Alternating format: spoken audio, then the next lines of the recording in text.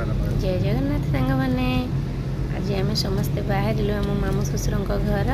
कहीं मामू का देह खराब था आम शाशु से बस तो आम बाहर मामू को घर आसिक पहुँची गलु मामू को टे देखा देखी करके पुणी आम बाहर आम घर को पलि आसलु तो एमती आसवा भितर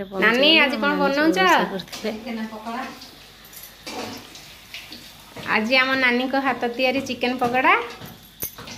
एटा हला डालमा एटा हला छचिंद्रा भजा नानी को रोसे करवा भितर आम झील गाधोला भारी खुशी होता पानी रे बसिकी आ झील गाधे पाधे रेडी हो गला मुझे धरिकी बुले देती आम झील पूरा क्यूट होती माने मो नातुणी हम तो ये माने दी जन मिसिकी चिकेन पकोड़ा खाऊँ मत देखा खाऊनी संडे आम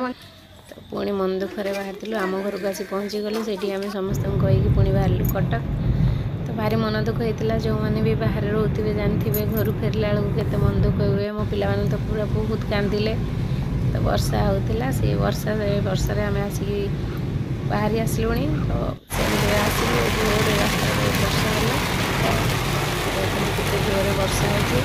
लाइटिंग होता तो एमती आम आसिक कटक पहुँचला बेलू राति होगला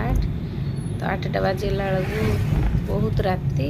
मन भी बहुत दुख थिला रही।